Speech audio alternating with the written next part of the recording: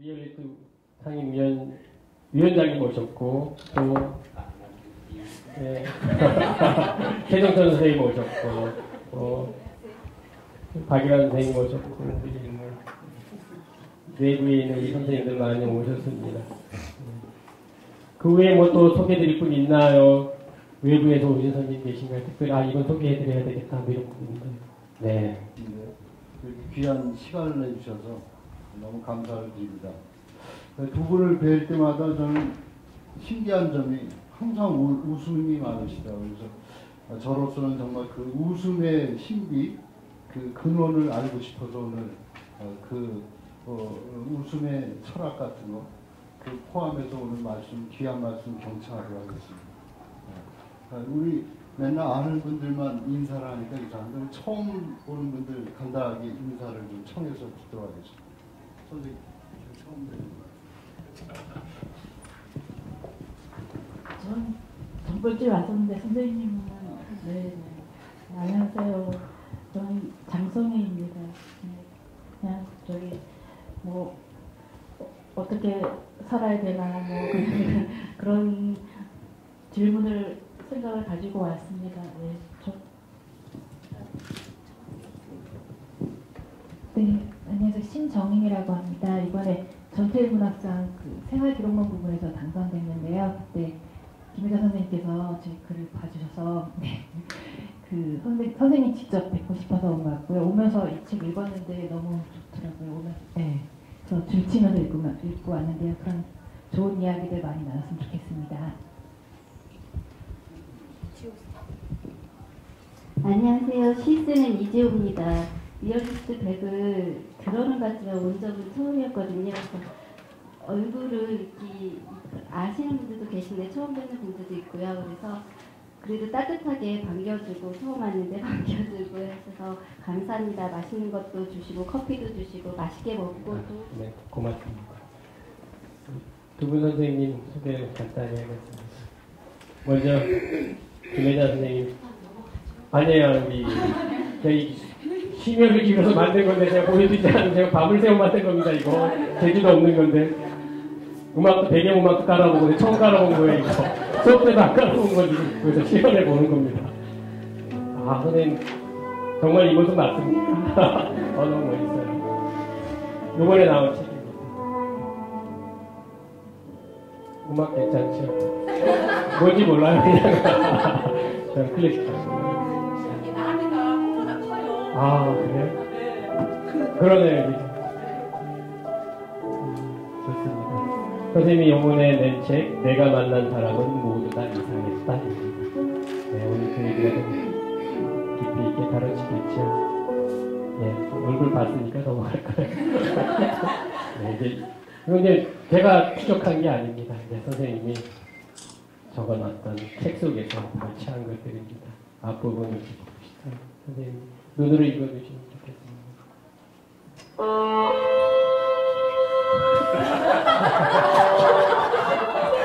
비감스럽지 않습니까?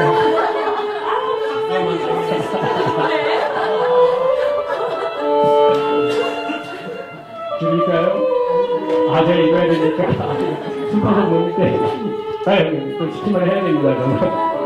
네, 고려대 국문학과를 졸업하고 도립공비생사학원 강사를 전전하며 노동자들과 시를 쓰다 1998년에 등단하여 시집 우화가는 없다, 축제, 민중열전, 당신을 사랑합니다 를 펴내고 전태일문학상과 백성문학상을 받았습니다.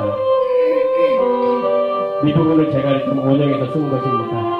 선생님은 자기를 진실로 들여다보고 사랑하여 자기 안에 들어온 모든 형상과 형상 너머까지 껴안는 사람, 짬짬이 농사짓고 바느질하며 물속에 비친 자신과 세상과 사람들의 염려를 모두 먹다 오롯이 돌려주는 사람입니다.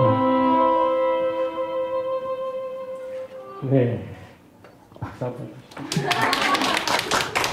여기까지 고생하셔서 여기까지 오셨습니다.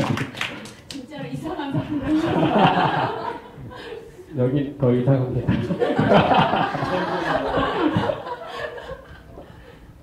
네, 선생님 참 스타일이 좋습니다. 이번에 낸 책이 처음 만나는 동양 고전입니다. 읽어봤더니 평소에 알고 있던 내용도 있었고 감명 깊었던 책들도 그 안에 많이 있었습니다. 그리고 거기 선정했던 인물들, 책들 다 선생님의 생각과 사회가 들어간 것이라 생각하면서 아주 감명 깊게 읽었습니다. 음악이 왜 안 나올까요? 신경 쓴 것인데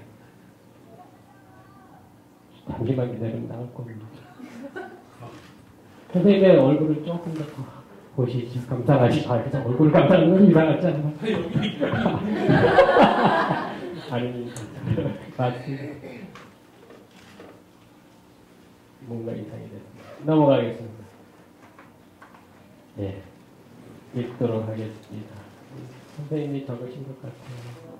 아이고.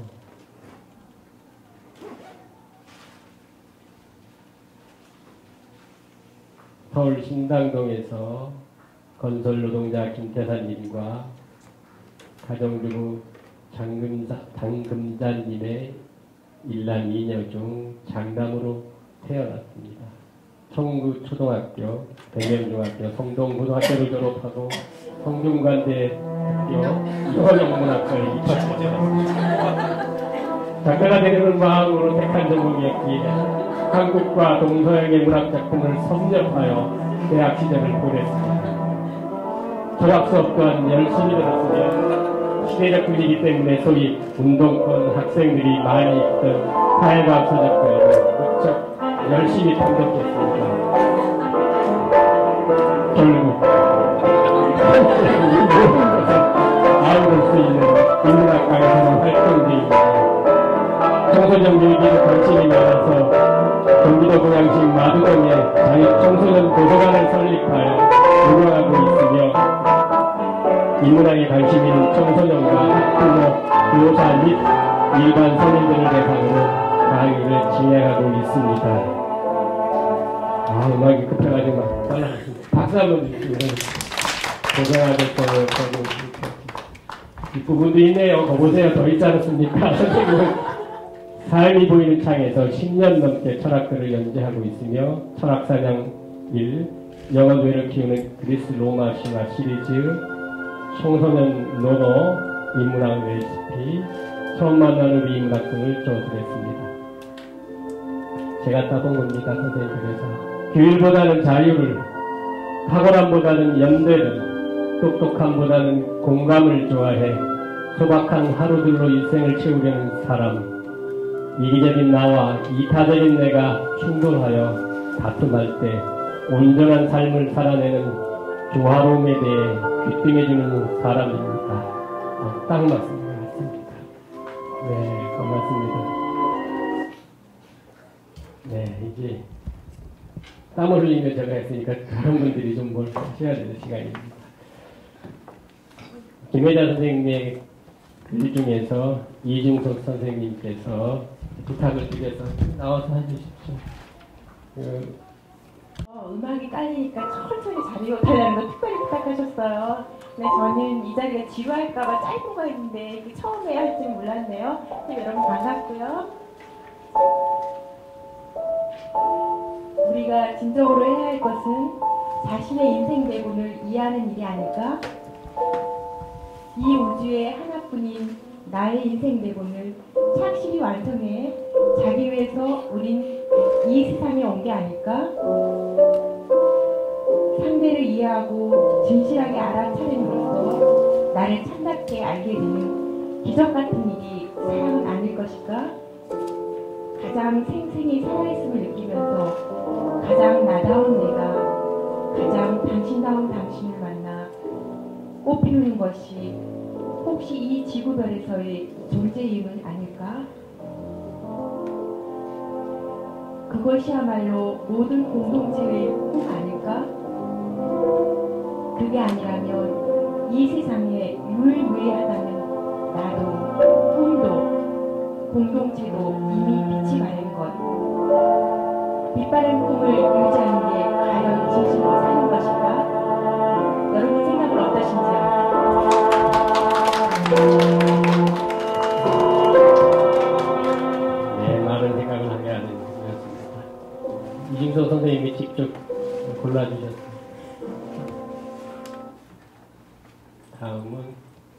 이지호 시인께서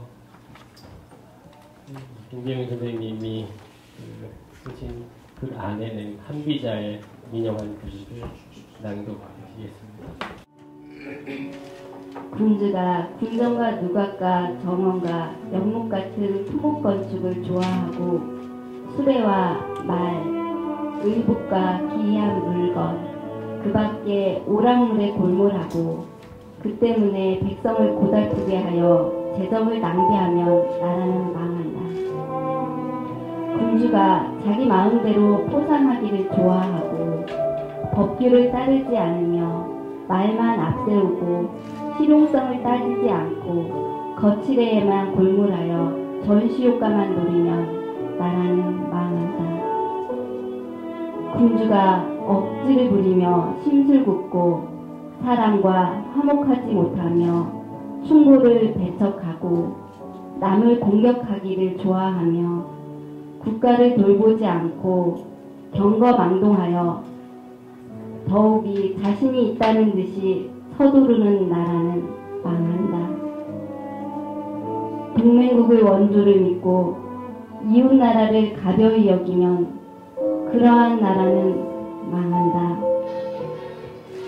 군주가 법률을 왜곡하며 사사로운 일을 공적인 일처럼 처리하고 법령을 함부로 변경하면서 수시로 후령을 내리면 그 나라는 망한다. 신하들이 공리공당을 쫓고 대부의 자제들이 변론을 일삼으며 상인들이 재물을 다른 나라에 쌓아놓고 백성들이 공궁하면 나라는 망한다. 군주가 성리가 급하며 안정되지 못하고 무슨 일이나 성을 내며 앞뒤를 가리지 못하면 그 나라는 망한다. 네, 세게 들을수록 가슴에 세게는 그 말씀이 같습니다. 두 분의 낭독 고맙습니다. 제가 그냥 안면이 그렇게 많지도 않고 없었는데 그냥 느닷없이 부탁드린 것을 이렇게 받아주시고 고맙습니다. 이제 본격적으로 선생님들의 말씀을 좀 듣도록 하겠습니다. 긴장 안 하셨던 것 같아요. 저만 긴장하고 있었던 것 같아요. 너무 편하게 있었던 것 같아요. 나의 인생, 나의 책 이렇게 제가 타이틀을 다 봤어요. 좀 고루해 보이긴 하지만 그래도 선생님들이 우리 두 책의 내용을 제가 이렇게 살펴보니까 현재의 이야기를 하지만 다 과거의 이야기, 기억들을 끌어다가 오늘의 이야기를 하려고 하는 그런 분야들이 보았습니다. 그래서 우리 인생이 또 선생님들의 과거가 있는 것 같습니다. 그에 대해서 말씀 주셔서 고맙겠습니다. 누가 먼저 하시겠습니까? 선생님 먼저 하시겠습니까? 뭔 얘기를 여기 나와요. 타이틀. 나의 인생, 나의 책. 그래서 이번 책과 관련해서 뭔가 말씀해 주셨으면 좋겠습니다. 예, 원래 작전은 누나가 얘기하는 만큼 내가 얘기하는 게 작전이었는데 김은자 시인께서 더불어 이걸 하라. 제가 짧게 할게요. 기획이에요. 제가 쓴 책이 처음 만나는 동양 고전이라는 책을 오늘 들고 나왔어요. 그래서 책은 삶이 보이는 창이라는 저벌간 잡지가 있거든요.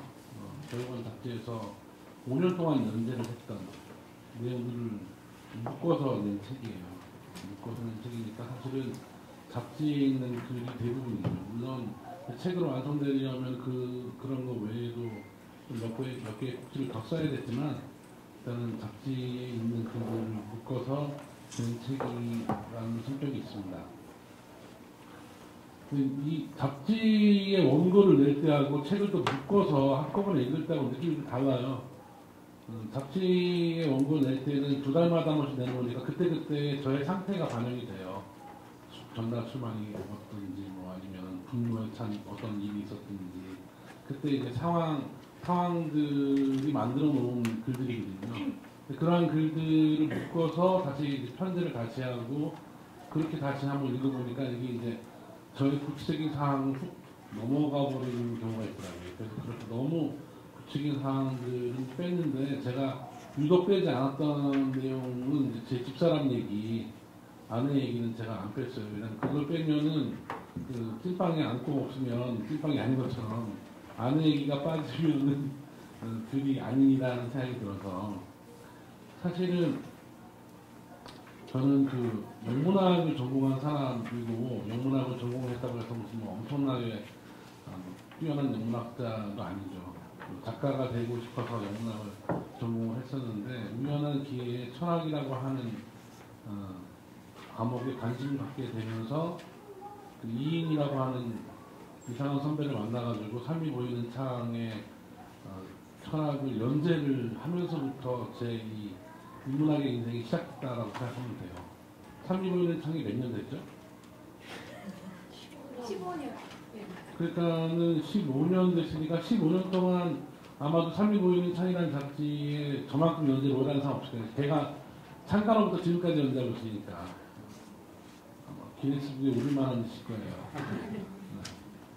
성격은 조금씩 다르지만 그래서 처음 연재했던 내용들은 처음 만나는 우리 인문학이라는 책으로 묶여나왔고 그 다음에 이번에 연재한 내용이 처음 만나는 동양 고전이라는 책으로 묶여나왔어요. 그것은 어찌 보면은 삼창과 저의 역사면서 지난 15년 동안의 저의 삶의 어떤 궤적이라고 그럴까? 뭐 그런 것들을 살펴볼 수 있어요. 그래서 저를 아는 사람은 그 책을 보면서 저 인간이 어떻게 변했는지 알 수 있어요. 아, 이 인간이 이때는 이런 생각했는데 이렇게 이런 생각을 했구나 라는 걸 알 수 있었습니다. 알 수 있을 것 같습니다. 청년 시절에 사실은 거기 그 제 프로필에는 노동자 김태산하고 뭐 가정주부 장근자사 사이에서 태어났다 이렇게 아주 단순 명쾌하게 썼지만 사실은 집안이 그렇게 화목하진 않았어요. 화목하지 않아서 우리 아버님이 한 여성을 한 5분 정도 바꾸시면서 사시다가 제가 고등학교 2학년 때 돌아가셨고 어머님은 지금까지 장수하시는데 지금 한 5번째 남자랑 같이 살고 있으니까 그냥 평범한 집안은 아니죠. 아주 행복하게 잘 사세요 우리 어머니. 능력이죠 능력. 굉장히 능력이 있으신 분이구나. 물론 이제 저하고 가족하고 인사를 갈 때는 굉장히 힘들어요. 가면 멤버가 바뀌어 있으면 지난번에 불렀던 할아버지가 이제 그럼 우리 아이들한테 미리 입단속을 해야죠. 지난번에 불렀던 할아버지는 그 할아버지는 아니다.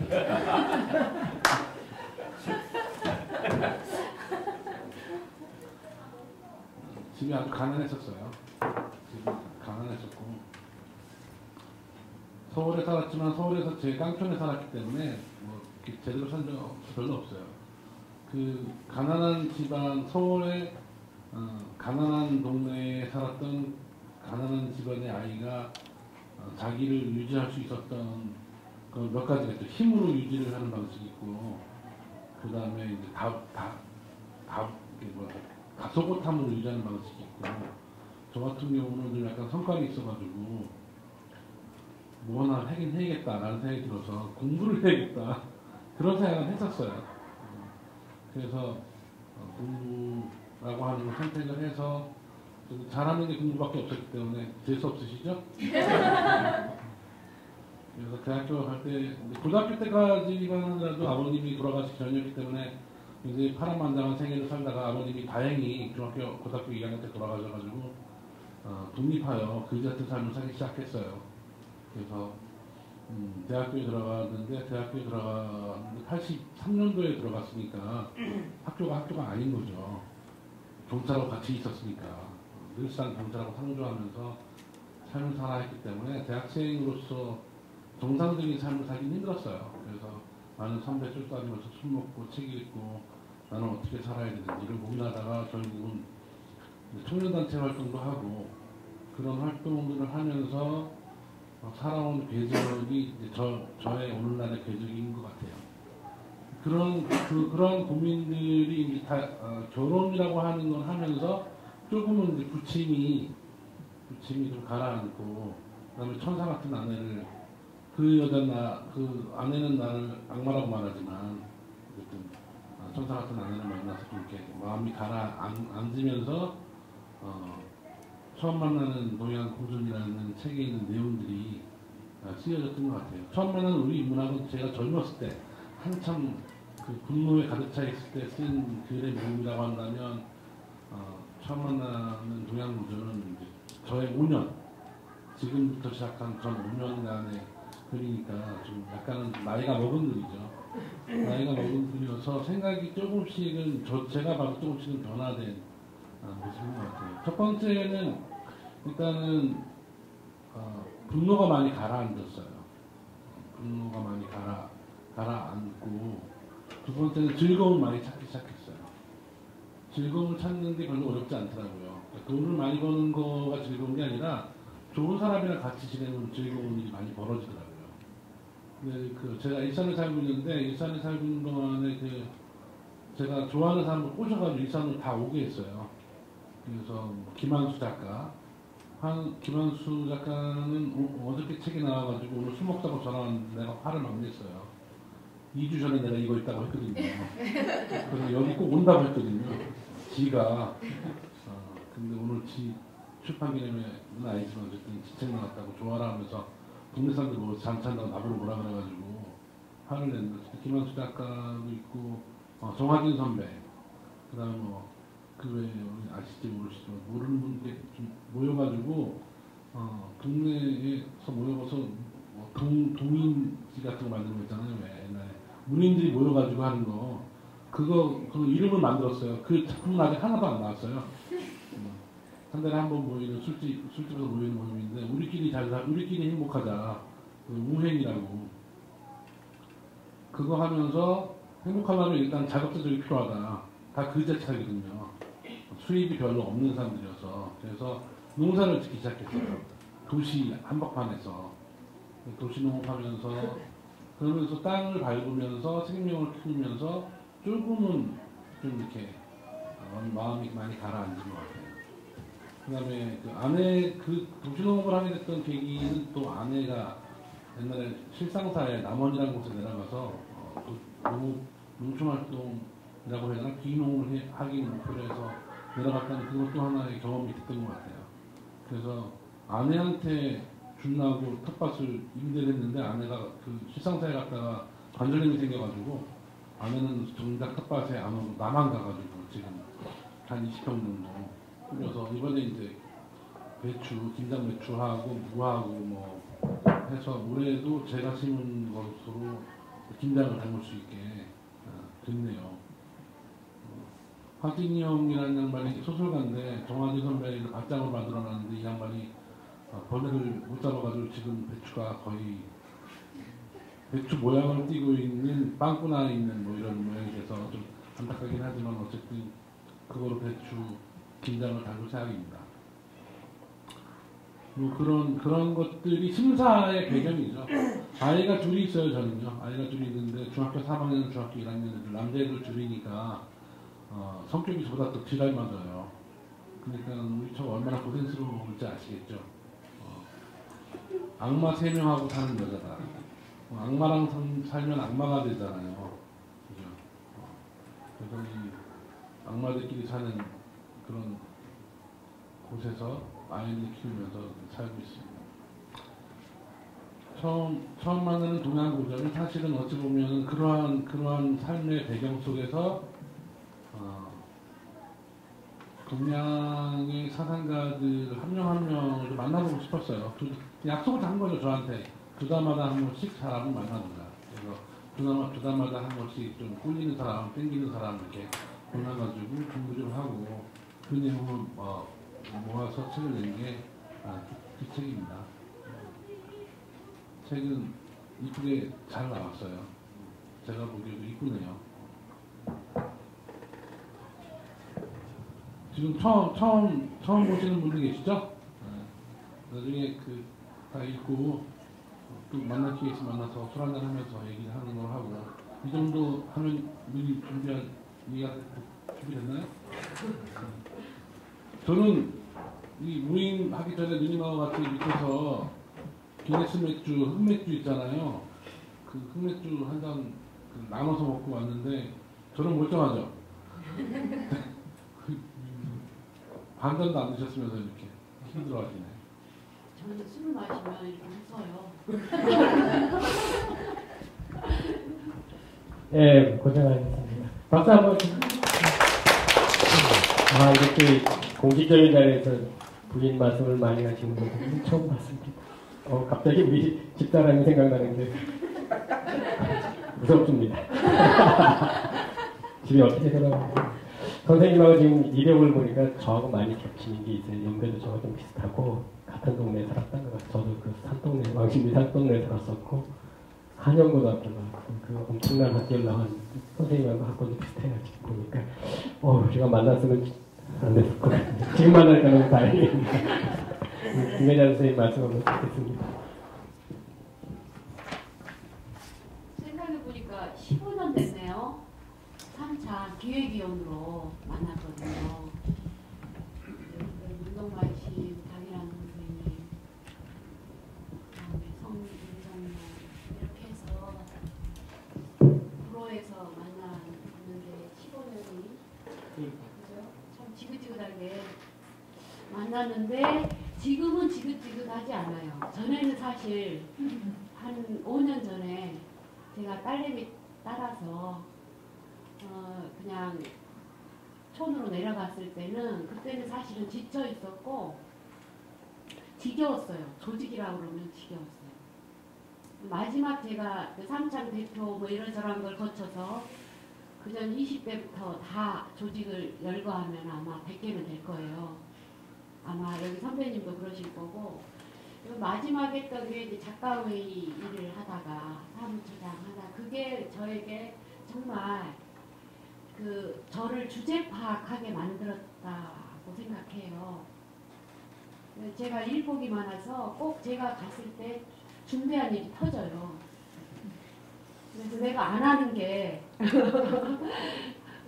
두루 돕는 거다 이렇게 생각을 했는데 하여튼 사실은 만신창이로 내려갔고 엄청 그 조직이라면 지겨웠고 사실 그때는 저는 사람을 사실 굉장히 좋아하는데 좋아할 그게 이제 그 마치 샘물을 얼마 나오지 않는 샘물에서 막 딱딱 긁어가지고 계속 사람들이 뒤에서 기다려가지고 바가지로 긁어갖고 담고 가고 그러니까 물이 다시 찰 여유가 없이 그냥 빡빡 소리나게 긁어간 상태가 저였다고 봐요. 근데 이제 그러면서 많이 놀았어요. 애 밥 해주면서. 그러면서 그게 리얼리스트의 일부 초기에 좀 썼던 글도 있고 누가 보내달라고 작전 큰 것도 있고 사실은 크게 목적 없이 이렇게 썼던 일기가 반 이상이에요. 이게 5년 동안 아까 김경근 선생님 말씀하셨는데 5년 동안이 거의 누구한테 보여주고자 했던 건 아닌데 그것도 사실은 누가 옆에 있듯이 호흡하면서 썼던 거예요. 말하자면 편지라고 생각하시면 돼요. 그러니까 우리 같은 공적인 인간들은 아무리 이기적인 순간이 돼도 누군가를 염두에 두고 생각하면서 사유를 하고 글을 쓰게 되더라고요. 이게 이제 그래서 일기이자 편지 같은 기록인데 이게 원래 이게 몇 곡지를 보고 1인 출판사에서 나왔어요. 혼자 사는 독신. 그러니까 그 친구도 조직에서 큰 출판사에서 돼가지고 내가 얻어먹어도 내가 내고 싶은 책을 내겠다. 그러면서 뛰쳐나와서 엄마 밥을 좀 얻어먹으면서 모아놨던 돈으로 몇 권의 책을 내겠다 생각하고 이게 이제 내 친구의 후배였는데 우연히 이 친구가 한 1년 전부터 책을 달라고 그랬어요. 계속 만들자고. 근데 제가 백수임에도 불구하고 안 됐어요. 여유가. 그리고 이런 그 뭐라고 해야 될까요? 자의식 있죠. 내가 이렇게 나는 내가 잘 살았다고 생각하지 않았지만 뭔가 항상 전선에 있었던 사람이다 보니까 나름대로 나도 모르게 주눅이 들어 있었어요.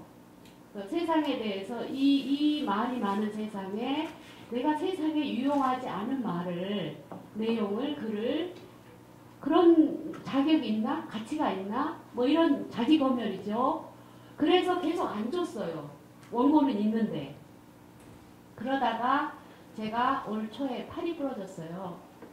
근데 의외로 그 뼈저림 아픔이라고 그러죠.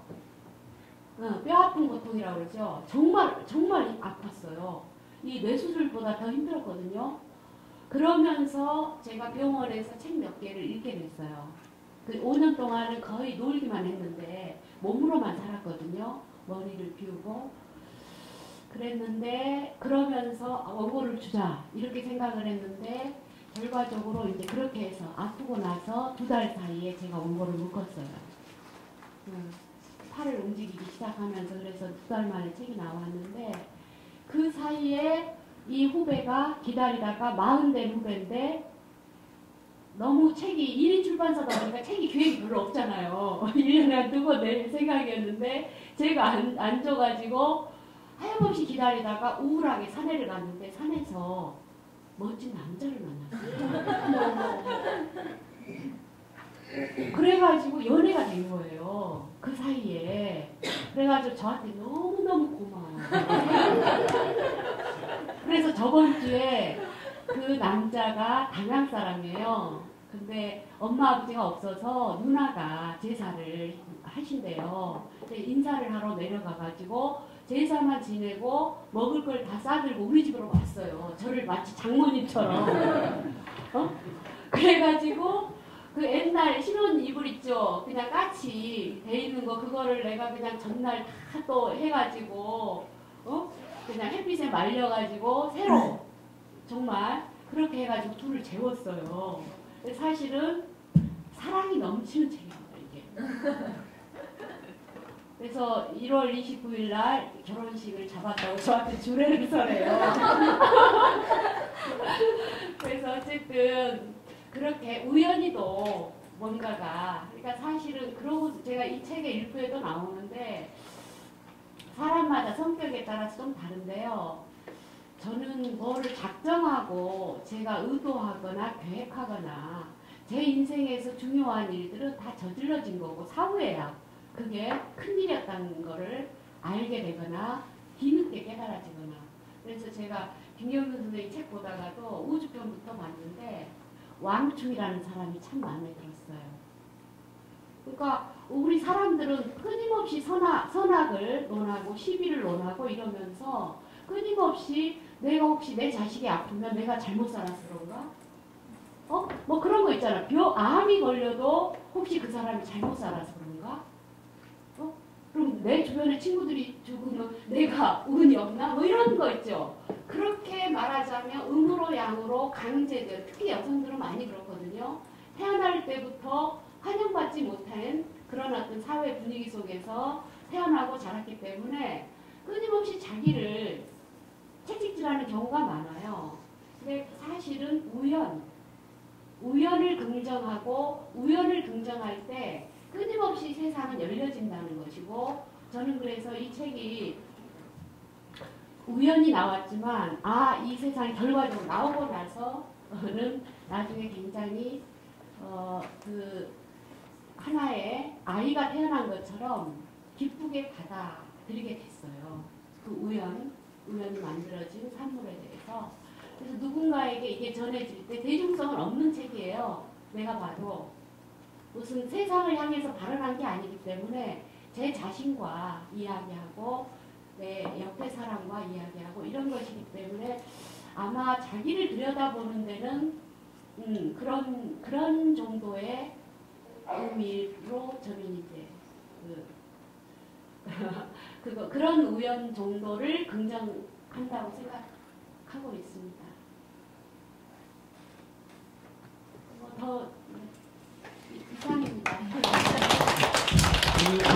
제가 얘기를 좀만 더 할게요.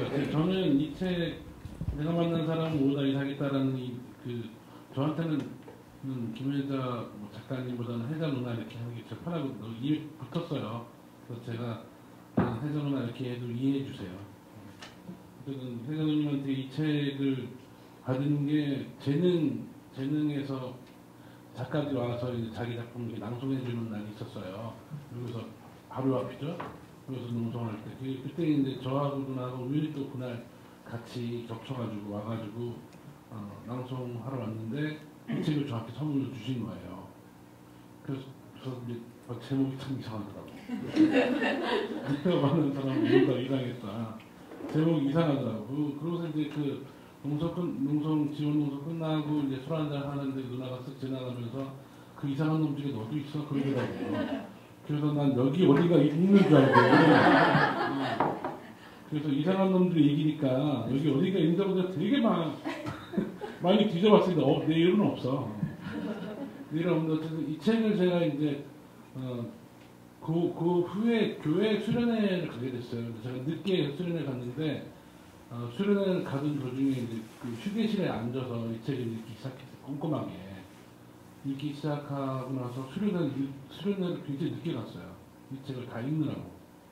수련회는 지금 진행 중인데 이 책을 읽느라고 수련회를 늦게 가는 정도였어요. 이 책을 읽고 나서 들었던 소감은 내가 책을 괜히 썼어. 내가 책을 괜히 썼어. 막 후회스럽더라고요. 그 처음 만나는 동양고전이라는 책이 어찌 보면 그 머리에서 나온 걸 가까스로 몸으로 살고 싶은 사람의 글이라고 한다면 이거는 완전히 살과 피로 빚어진 글이에요. 근데 여기에 나와 있는 메시지를 누나는 살고 있는 거고 난 기껏 생각해서 살아보려고 하는 거죠. 그러니까 이게 레벨이 다른 거야. 그러니까 아마도 작가의 만남 하면서 저를 초대했으면 제가 안 왔을 거예요. 근데 김혜자 누님하고 같이 이렇게 같이 한다고 그러더라고요. 그러면 고목나무에 매미 붙듯이 사이즈는 좀 바뀌었지만 고목나무에 매미 붙듯이 내가 누나 얘기에 살짝 얹혀서 살면 되겠구나 이런 생각을 하면서 왔습니다. 네, 자연스럽게 지금 다음 컨셉으로 넘어갔습니다. 그래서 우리가 다음에 할 이야기는 내가 읽은 김혜자, 내가 읽은 김경윤입니다. 평소에 우리 두 분에 대해서 이제 다 많이 알고 계시겠지만은 또 모르는 분도 있고 또 속내를 이렇게 드러낸 적이 공식적인 적이 없었던 것 같기도 하고 그래서 인연이 있었을 것이고 또 두 분의 이야기 속에서 우리가 앞으로 리얼리스트들이 어떻게 또 함께 지내고 이런 것들을 본받을 수도 있을 것 같고 여러 의미를 통해서 이런 자리를 한번 마련해 보았습니다. 두 분에게 다 맡겼어요, 사실은. 그래서 제가 개입하고 누가 개입하지 않고 이것 두 분이 자연스럽게 말씀을 나눠달라고 얘기했어요. 주위에서 들어보니까 두 분 누가 개입 없어도 충분히 시간을 잘 이렇게 운영할 분이라고 이렇게 얘기들이 나왔고 또 그런 시간을 갖겠습니다. 그래서 우리 청중과 선생님과 세 분이 이렇게 한번 갖도록 하겠습니다. 책 얘기뿐만이 아니라 다양한 얘기 서로 인연을 하든지 그래서 거침없이 자유스럽게 얘기 나눴으면 좋겠습니다. 그러면 오늘 띄워주시겠습니까? 제가 얘기하는 게 누나가 또 뭘 찾는 거 편하실 것 같아서 저는 이 책 보면서 밑줄을 그으려고 하다가 밑줄을 긋기가 쉽지가 않겠구나 이런 생각을 했어요. 그 양이면 다 그어야 되니까.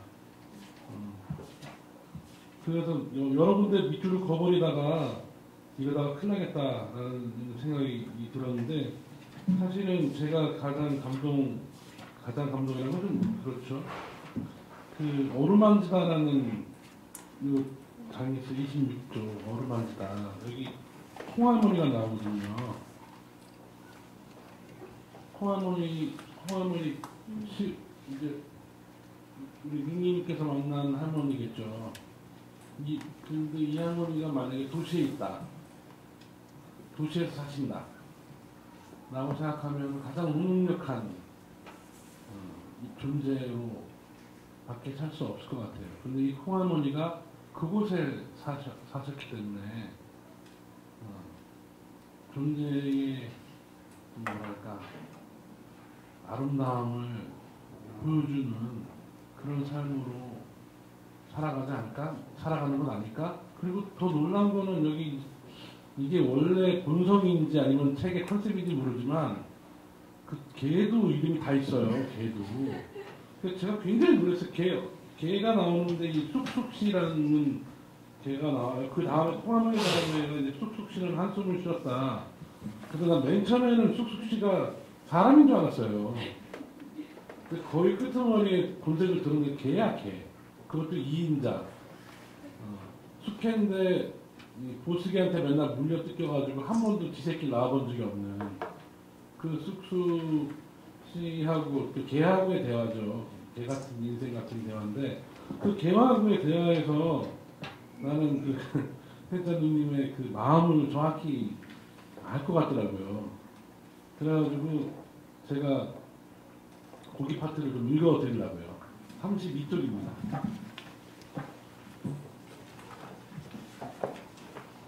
32쪽의 밑에 문단 읽어드릴게요. 잠시 사이 눈이 그치고 초생딸 옆으로 은하수가 수놓아졌다. 안드로메다는 가는 데만 200억 년이 걸린다는데 200만 년 후에 우리는 어디 있을까? 툭툭 쉽게 물었더니 한숨과 함께 휙 고개를 돌린다. 아궁이 앞에 걸려있는 꽃감 몇 개 따서 먹는데 눈이 저절로 감긴다. 일거리를 들고 눈을 반쯤 감을 때 우리는 일감을 보고 있을까? 내 마음을 보고 있을까? 잠을 깨기 위해 한숨으로만 말하는 쑥쑥씨한테 말을 또 걸었다. 쑥쑥아, 장자라는 아저씨가 감각기관으로는 내면을 바라보고 외부는 마음으로 느끼라더라. 근데 그게 뭔 말인지 아나? 물었더니 묵묵부답이다. 한숨도 사라지고 가슴에 코를 묶고 졸고 있다. 이라며 장자 말씀을 실험해보니 생각처럼 쉽지가 않다. 외부 세계나 사람을 대할 땐 내 감각이 좋아하고 싫어하는 것을 떠나 아무런 판단 없이 무심하게 바라봐야 하는 것 아닐까? 그러면 남의 허물을 보지 않은 채 자신의 행위에 충실할 수 있겠지. 잠결의 벽을 보니 개탈을 쓰고 온 쑥쑥씨와 사람탈을 쓰고 온 인사가 아궁이 앞에서 하나로 포개져 있었다. 장자가 만약에 이 글을 읽었으면 장자도 말했을 거예요. 내가 괜히 썼어. 내가 괜히 썼어. 뭐 그거 외에 절절히 구구절절히 이렇게 읽으면 그 다음에 궁금해지는 문장이 있어요. 주로 뭐 추리소설 같은 문장들을 읽으면 그 다음에 어떻게 정리될까 궁금하잖아요. 근데 어떤 글은 읽으면 그 다음 문장이 궁금한 게 아니라 그걸 다시 읽고 싶은 글이 있어요. 혜자 누나의 글은 그걸 읽으면 넘어가고 싶지 않아요. 거기에 오랫동안 머무르고 싶게 만드는 그런 힘이 있어요. 저는 그런 책을 딱 2권, 인생에 2권이 있었어요. 저한테. 혜자 누님의 이 책을 만나기 전에, 이게 2번째 책이고요. 이 책을 만나기 전에 예전에 감옥으로부터의 사색? 그 책이 저한테 그런 책이 있었어요. 그 책을 읽을 때 책을 넘기는 게 아까워서 못 넘겼어요. 저는 굉장히 책을 많이 읽기 때문에 보통 책을 읽으면 한나절이면 읽어요. 감옥으로부터의 사색은 한 달 넘게 걸렸던 것 같아요. 그 책을 다 읽는. 근데 오랜만에 감옥으로부터의 사색이라고 하는 짧은 글과는 다른 내공을 또 갖추고 있는 글을 만나서 저는 여러분도 넘어가는 글이 아니라 머물게 하는 글, 이 문제를 혜자님의 글을 보시면서 깊게 즐거움을 만끽하시기 바랍니다. 끝!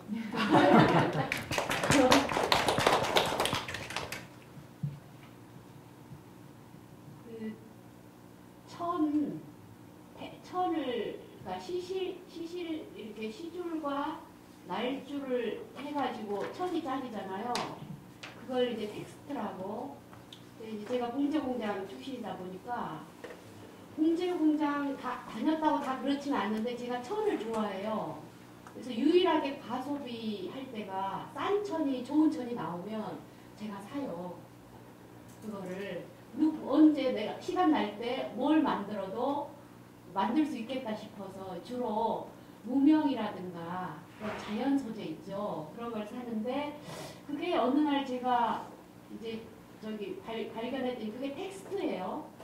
텍스트라는 게 사실은 그렇게 만들어진 직조되는 거예요. 그러면 내가 어떤 책을 읽었을 때 이 텍스트는 짜여진 이 천을 보고 있는 나와 만나서 이게 나와 끊임없이 교호작용을 일으켜서 또 새로운 피륙이 만들어지고 있는 거죠.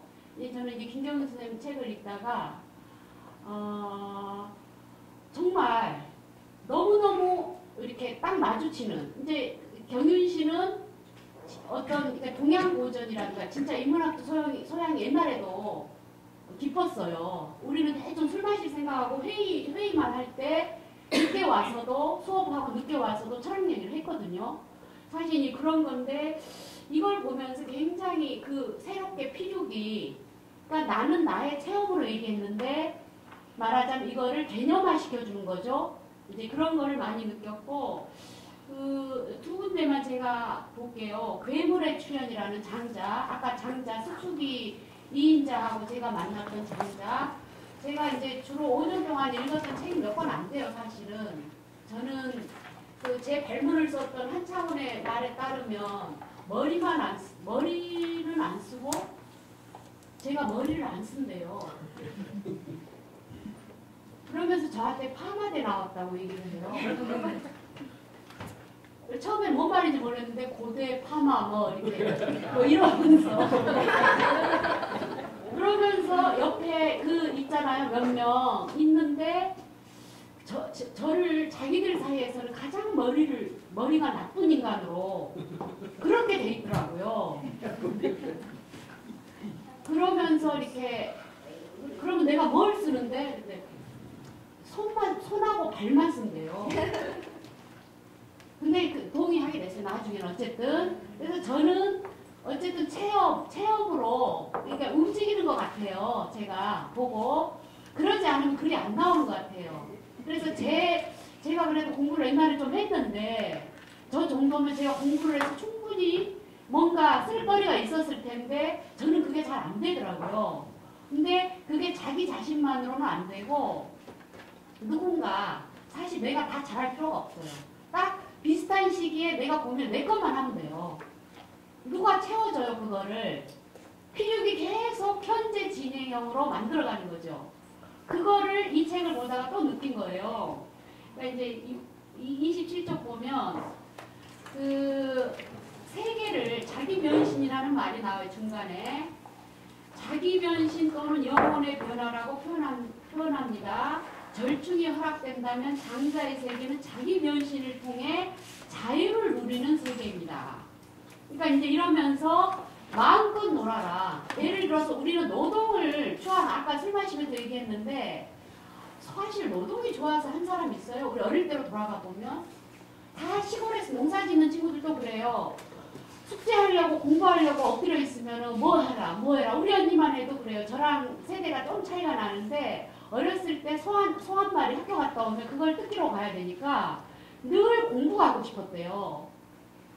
사실은 자발적인 노동, 그러니까 우리가 생각하는 노동의 해방이라고 하는 것에 대해서 전혀 다른 접근으로, 그러니까 어떤 놀이와 이 일이 결합될 수 있는 여지를 지금 경윤 씨 같은 사람은 장자처럼 거대한 소요유의 세계, 어디에 매이지 않는, 소외되지 않는 그런 세계를 상상력으로 빚어냈어요. 그러면서 이제 인간관계를 어떻게 따지냐면 천민의 입으로 가장 없는 장애인의 입으로 세상 사람들이 모두 다 공부해서 권력자가 되기를 원하고 세상에 필요한 사람이 되고자 할 때 말하자면 장자를 통해서 경윤 씨는 뭘 얘기하냐면 그 안진뱅이 고추, 그 다음에 장자만 해도 거의 말하자면 백수예요. 백수에다가 누구 알아주지도 않는데 거대한 사상의 집을 그 말하자면 비정상적이라고 생각되어지는 이상한 사람들 위에 높이 세운 거예요. 그것도 문학으로 얘기하자면 문장이 엄청나게 탁월하죠. 제가 아는 장자는 똑같은 움직이다라는 표현을 할 때도 한자를 다 다르게 써요. 그건 백수만이 할 수 있는 거예요. 연구한 거예요. 계속. 그 다음에 자연 관찰 있죠. 개념에서 나온 게 아니고 끊임없이 그럴 때만이 살아있는 어떤 진원이 이 사람들이 관찰한 게 동네 저작거리에 엉금엉금 기어다니는 그런 사람들 속에서 말하자면 해방을 엄청나게 우주적 규모로 만들어버린 거죠. 그거를 말하자면 자기 변신이라고 얘기해서 뭐라고 얘기하냐면 그거를 정신의 높은 곳까지 30쪽 보세요. 이처럼 정신의 높은 곳까지 올라 바라본 세상은 우리가 정상이라고 생각해왔던 세상을 조롱하고 비집고 여태껏 비정상적이라고 생각해왔던 세상을 애정어린 시선으로 보게 만듭니다. 우리가 장자를 관념적이라고 얘기하지 않는데 실제로 이거는 엄청나게 극과 극이에요. 새롭게 보기 시작하면 자기가 아마 내가 이거를 말하자면 지식인의 관점에서 봤다고 하면은 좀 다르게 봤을 텐데 제가 느껴진 콩할머니 같은 분만 만나고 사실 5년 동안의 시스템에서 좀 벗어나서 그렇게 한 가지라도 계속 백수처럼 관찰하고 들여다보고 궁굴리고 그러다 보니까 보이는 거예요. 그러니까 내가 어줍지 않게 세상을 이런 사람들 이 장애인의 철학이라고 할 만하다. 장자를 그렇게 해석했는데 저는 말하자면 과거에는 불과 몇 년 전만 해도 어줍지 않게 안쓰럽게 말하자면 불쌍하게 박지원의 경마잡이 박지원은 말을 타고 가고 연알기를 쓴 나머지 앞에 하인은 평생부터 어릴 때부터 주인을 말을 끌고 다니고 걸어 다니는 거예요. 그럼 이 사람이 생각할 때 그 하인은 머리는 아프지만 글도 못 배워. 10시간 동안에 걸어.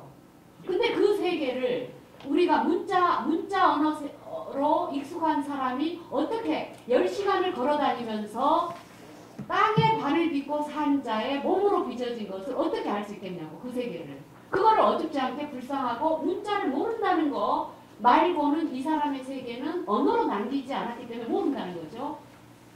그러니까 사실은 그거는 이것저것을 떠나서 말하자면 이 정신의 높은 곳까지 올라가야만 가능한 그러면 극과 극이 통하죠. 이 장애인이라고 생각해서 우리가 불쌍하게 봤고 우리가 뭔가를 줘야 될 대상이라고 봤던 사람들이 스승의 반열로 올라서는 거죠. 이 얘기를 지금 장자 가지고 얘기를 하는 거거든요. 그러면 어떻게 되냐면 자기 변신이 되는 거죠. 그리하여 내가 물고기가 되고 새가 되고 나비가 되고 천민이 되고 괴물이 되는 수없이 많은 변신을 경험하면서 새로운 자유의 세계로 어느새 들어가 있는 자신을 발견할 수 있을 것입니다. 이게 말하자면 장자이자 학문을 바라보는 관점, 계급을 바라보는 관점, 논다와 일한다와 이거는 이문법적인 이런 어떤 세계에 갇힌 이것을 바라보는 해석이에요. 그래서 어떤 자는 예를 들어서 견마잡이로서 하인은 때로는 머리를 안 쓰는 자들은 이런 텍스트가 끊임없이 우리 앞에 있어서 나의 필요를 계속 짜가는데 한 번씩 정리해주는 이런 것이 있다고 생각해서 저는 굉장히 우연이지만 이 책이 떨어진 거는 이 자리에 선 것도 우연이고 같이 안 찍어도 우연이지만 그런 우연을 왕충이 말한 것처럼 뒤에 있어요. 왕충 한번 읽어보시기 바래요. 뭐 개미가 밟혀주고 지렁이가 밟혀주고 벌레가 밟혀주고 우리 요새는 밤에 걸으면 자꾸 지렁이가 반짝반짝하면 살아있고 반짝반짝한 물기가 없으면 죽은 거예요. 그럼 신경이 쓰여요. 계속. 그전에는 9월에는 깃돌이가 신경이 쓰이더니 지금 지렁이가 쓰여요. 그러면은 한 걸음 내딛을 때마다 이렇게 신경이 쓰이게 되죠. 그런데 이제 그런 어떤 작은 미시의 세계와 인간의 세계, 우주의 세계를 한 통 속으로 그런 떼어지는 이런 것들을 보면서 한 가지만 더 얘기해도 되나요? 네, 그럼요. 89쪽을 한번 보세요. 고은 선생이 올라갈 때 못 본 꽃, 내려갈 때 보았네, 올라갈 때 보지 못한 그 꽃. 그게 순간의 꽃이라는 고은 선생님의 시를 가지고 알미라는 것과 행위한다는 것의 어떤 원리를 말씀하셨어요. 경유 씨가. 그러면서 제가 짧게 얘기하면 89쪽에 보면 맨 끝에 끝줄에서 셋째 줄 보기 전과 보는 순간 89쪽의 아래에서 세 번째 줄인데 보기 전과 보는 순간 고요한 상태와 분명한 상태 그러니까 왕수인이 이야기하는 마음은 우리가 보통 생각하는 내면적이고 고정된 마음이 아니라 어떤 대상을 향하여 움직이는 지향적 마음입니다. 그러면서 이제 나중에는 왕수인이 실제로 얘기를 하면서 마음과 내가 바라본 어떤 삶을 혹은 책이라고 합시다. 텍스트라고 합시다. 그것을 자꾸 이치를 둘로 나누는 것에 부당함을 지적한다고 얘기를 해요. 그래서 이제 제가 생각할 때 그런 거죠. 나누는 것에 익숙한 이분법적인 세계, 선과 악에 분리하는 세계, 나와 대상 혹은 나와 너 이거를 분리하는 세계 우리는 과연 무엇을 제대로 보고 있는가 내가 그리고 나에게 어떤 특히 책이 아니고 그냥 사물이 아니고 평생을 만나왔던 사람 15년 20년을 이런 타자는 나에게 무슨 의미인가 그냥 내가 우연히 기회가 많이 돼서 회의가 많이 있으면 자주 만나고 그렇지 않으면 가끔 일로 만나다 헤어지는 관계 그래서 이제 저는 그런 메모를 해놨네요. 타자가 나에게 이렇게 나누지 않는다고 했을 때 나와 대상을 결국은 타자라고 하는 타자의 이 얼굴 이 사람의 모습은 나에게 무슨 의미인가 과연 저렇게 20년 동안 만나고 있는 이명희 선수는 나랑 무슨 그리고 나에게 뭘 줬는가 이거를 언어화하기 이전에 우리가 직관적으로 뭔가를 생각을 하는데 아까 홍명진이 보이던데 30년을 만난 지겨운 홍명진 여사는 무슨 인연인가 그래서 저는 그렇게 생각해요. 경윤 씨의 생각에 철학에 동의하면서 타인의 얼굴은 결국은 나다.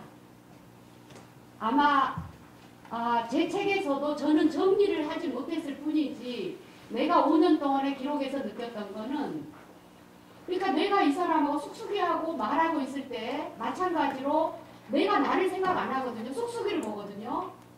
그러면 쑥쑥이가 절대로 내가 될 수 없고 경윤 씨가 내가 될 수가 없지만 밖에 있죠. 분명히 밖에 있지만 내가 이 자를 깊이 만났을 때 그는 내가 돼요. 그거를 순간에 어떤 거라고 생각해요. 내가 보고 있을 때와 보기 전. 이 찰나에 내가 못 본 지나친 꽃을 내가 이 순간 발견했을 때 그 타인의 얼굴을 보면서 그랬을 때 말하자면 그것만이 말하자면 진정한 꽃을 피우는 그런 어떤 찰나의 꽃 피우는 현재 진영으로 바로 타자가 내가 되는 이런 순간들을 말하자면 저는 이제 그렇게 해석을 했어요. 그것이 나에게는 내가 아까 초기에 조직이 너무 힘들었고 나의 주제 파악을 했다고 그랬잖아요. 내가 5년 사이에 이제 다시 회귀를 하는데 너무 앞만 보면서 필요한 일을 했어요. 그 다음에 5년 동안에 내가 그냥 볼 수 있는 것만 진정으로 보고 싶어 했어요. 그것의 결과물이 우연적으로 이 책이었다고 한다면 이제는 회의하러 와도 가끔 누구를 만나도 아마 뭐라 그러죠? 가끔 설레기도 하고요. 딱 그거 하나만 가지고 와요. 그리고 이제는 어떤 공동체에서 어떤 일을 한다고 하더라도 과하지 않게 진심으로 그 일을 하고 싶다는 욕망을 느껴요. 제 안에서. 아마 그런 것들이 말하자면 이렇게 나를 들여다보고 체험을 하면서 나하고 그러니까 세상을 위해서는 크게 내가 아직은 발언할 게 없지만 그런 어떤 지나치게 우리가 자기 존재론에 많이 빠져왔던 것들 말하자면 끊임없이 분석만 해왔던 것들을 말하자면 일치시킬 수 있는 그런 정신의 높은 경지 그러니까 저는 그래서 결국 제 얘기가 그렇죠. 왔다 갔다 했죠. 계속 피력을 짰잖아요.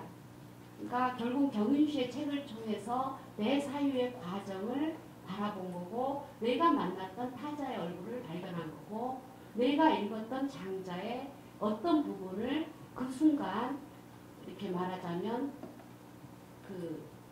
그게 커지면서 아까 그랬죠. 어떻게 살아야 될지 선생님 그렇게 말씀하셨는데, 제대로 만나면 대상과 책과 많은 것이 우리한테 필요한 게 아니라 제대로 만나면 이 텍스트 하나만 해도 한 1년은 이걸 통해서 여기서 궁금하면 계속 뒤에서 해진 거를 더 찾아보고, 그래서 정보화가 엄청나게 세상을 구원하기도 하지만 저처럼 뭐를 봐야 되는지도 모르는 이런 저와 비슷한 사람들에게 말하자면 아주 분명하고 작은 부분들을 깊이 들여다볼 수 있게 하는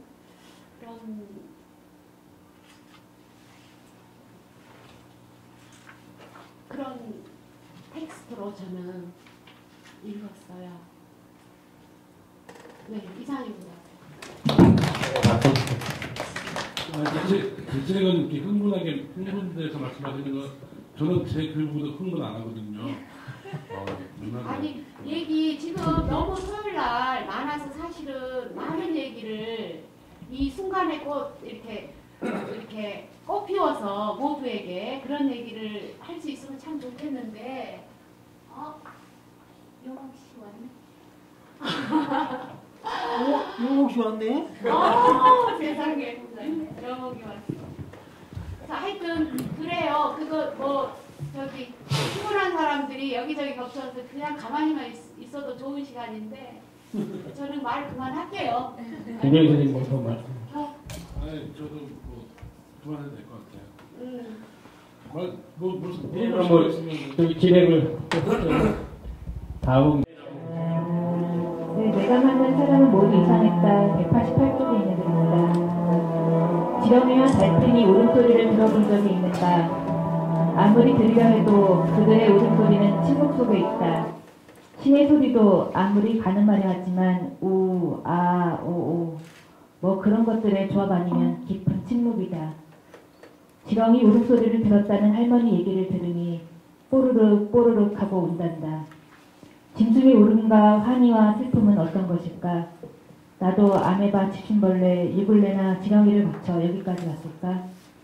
어쩌면 인간에게는 지렁이와 신선의 양면이 모두 다 존재하는지도 모른다. 신이 잘 안 보이니까 느릿느릿 애터지게 기어가는 달팽이에게서 신의 숨결을 찾으려고 하는지도 모르겠다.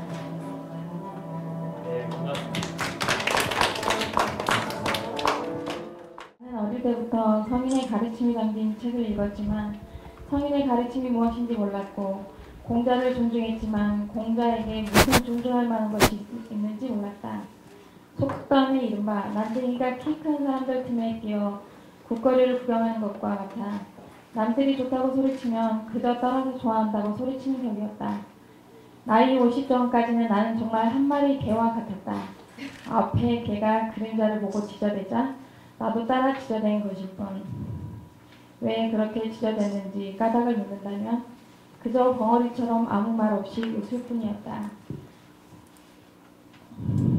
처음 만난 동양고전 99쪽에 나는 저는 제 글은 하도 인용 안 하고 거기도 몇 문장들을 인용하고 저도 쓸만한 글이 좀 있어요. 지금 인용하신 글은 제가 굉장히 좋아하는 글이에요. 그 이타고 이지라고 하는 사람인데요. 이 사람이 양명학의 마지막 주자라고 하는 사람인데, 이타고의 문장, 이타고가 자기 책을 쓰면서 두 권의 책을 써요. 하나가 분서라는 책이에요. 태워버려야 할 책. 그러니까 뭐 옛날에 그 뭐더라? 제오전선인가? 미션 임파서블. 빰빰빰빰빰빰 메시지 딱 날리고 팍 쓰잖아요. 그런 것처럼 자기 글을 딱 읽고 태워버려야지, 안 그러면 국가고법에 잡힌다. 그래서 분서라는 책을 썼고요. 또 한 권의 책을 썼는데 장서예요. 숨겨둬야 할 책이라는 뜻이에요. 책 제목도 진짜 기가 막히게 지었죠. 태워버려야 할 책, 숨겨둬야 할 책. 이렇게 두 권을 줬는데 그 중에서 분서라는 부분에서 제일 좋아하는 제 구절을 제가 인용했는 걸 또 인용하셔가지고 완벽하신 거예요. 개 같은 인생이죠. 예. 제가 선생님의 글을 또 같이 써야 되는데 또 한 번 모셔야 될 것 같은데 사실은 철학적 내용이 깊이 침입되어 있는 글 속에서 선생님을 읽는 게 저는 좀 바람직하지 않을까 그런 생각이 들었고 그 철학이나 김경윤 선생님의 철학이나 김혜자 선생님의 삶이 문학을 거치지 않았다면 이게 오지 않았을 것입니다. 거기다가 하면서 두 분의 문학적 어떤 완성도도 훌륭하다는 생각이 들었습니다. 시간이 얼추 좀 많이 지나가서 우리도 이제 끝을 향해 가고 있습니다. 이제 청중과 좀 한마디 나누는 시간이 됐습니다. 이제 청중에 마이크를 많이 못 드렸습니다. 두 분 선생님께 뭐 궁금한 점이나 하실 말씀들 뭐 이런 것 있으면 손들어서 말씀 주십시오. 제가 그런 거 하겠습니다. 뭐 말씀하실 거 있습니다. 김혜자 씨, 저기 지금 가장 어려울 때 내려가셨잖아요. 근데 지금 삶에 정말 만족을 하는지 그게 가장 궁금해요. 지금 시골에서 생활하는 삶이. 나는 질경이 언니 듣고 싶었는데 만족하죠. 네. 저도 그렇게 살고 싶거든요. 그게 가장 계속 그렇게 사실 건지. 제가 아까 살짝 얘기했는데 이제는 그러니까 이제 좀 세상 일을 좀 더 효과적으로 진심으로 그러니까 저는 이제 제 조건을 알았으니까 제 주제나 조건을 알았으니까 좀 더 효율적으로 내가 할 수 있는 일들 그러니까 어떤 좀 공동체성에 제가 지난 5년은 좀 사적인 영역 그냥 나를 내버려 두는 좀 이기적으로 살아도 괜찮아 너 하고 싶은 대로 살아봐 이렇게 살았다면 조금 세상에 더 방점을 찍지 않을까 제가 변하는 것 같아요. 계속 팔 다치면서 이렇게 자꾸 세상 일에 안 보던 이제는 신문도 좀 보고요. 그리고 누가 실어준다고 안 해도 뭐 내가 발언할 거 있으면 또 써놓고 그런 일이 생겼거든요 최근에. 그래서 아마 조금 더 세상 일에 균형을 잡지 않을까 싶어요. 반갑네요. 그렇게 둥글둥글해진 것 같아요. 둥글둥글 살아가는 게 둥글둥글하게 어울려 사는 걸 좋아하는 거 보니까. 제가 그렇게 해탈하신 것 같아요. 해탈. 좋아 보여요. 그래서 감동 받았어요. 책 읽고. 고맙습니다.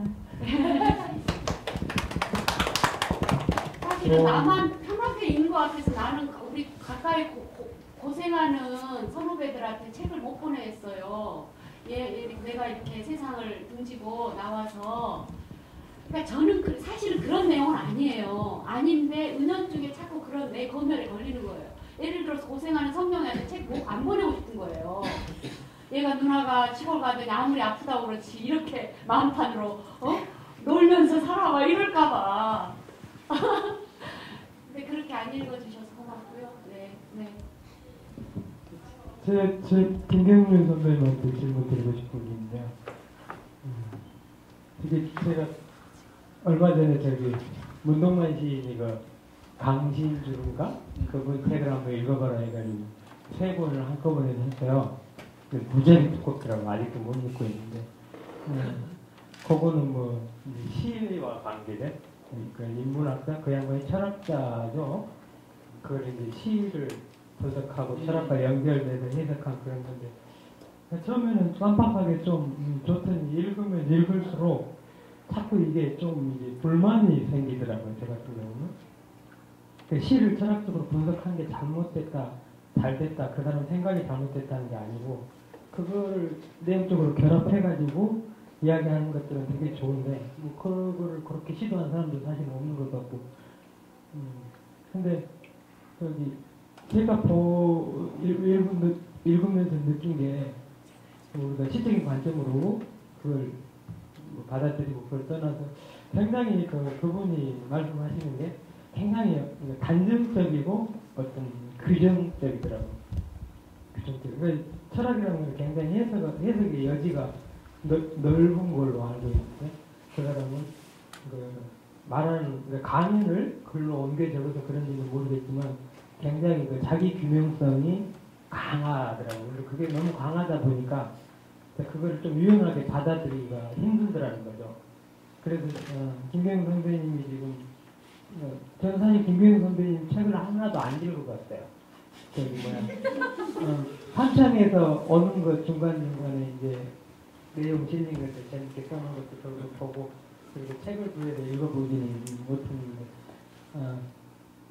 제가 뭐냐면 동양 고전이나 뭐 이런 것도 여러 사람의 이제 특정한 철학자들을 불러내가지고 선생님이 말씀하시는 건데 철학을 이제 뭐 인문학 붐이 요즘에 한참 일어나고 그러는데 그거를 꼭 그 사람들의 어떤 우리가 잘 알려진 익히 잘 알려진 철학 세계를 가지고 이야기를 우리가 한다고 했을 때 사실은 그 반대적인 우리가 굉장히 부정적인 생각을 가지고 있는 다시 말해서 뭐 이명박이한테도 자기 철학이 있겠죠. 근데 지금 최정천 시인이 와 계시지만 최정천 시인 같은 경우는 분명히 자기 철학이 있거든요. 저는 좀 궤변스러운 점도 없지 않아 있다고 생각하는데 그게 오히려 더 마음에 들어요. 노동자는 얘를 낳지 말아야 된다. 아주 위대한 철학을 또 몸소 실행을 하고 계시네요. 진행하고 그래서 김경윤 선배님이 생각하시는 김경윤 선배님의 어떤 자기 철학, 우리가 인문학을 우리 생활 속으로까지 끌어들여가지고 뭐 시에도 대입을 시키고 그거 설명을 하고 그러는데 김경윤 선배님이 생각하시는 어떤 철학이랄까? 아니면 인문학적인 어떤 뭐 예를 들건데 최정천 선배님처럼 분명한 자기 철학. 노동자는 노동을 하면 절대 안 돼. 누구나 말할 수 있는데 그거를 너무나 강하게 주장을 하면서 자기 철학으로 딱 삼고 그걸 또 시로도 쓰세요. 그러니까 저는 그런 부분들을 딱 잘라서 어떻게 말하기는 어렵겠지만은 선배님이 생각하시는 아무튼 그런 내용들이 뭔지 그걸 좀 듣고 싶습니다. 네, 일단 제가 쓴 책은 9권이나 나왔는데 한 권도 안 써봤다는 거는 술 먹을 책이 없어요.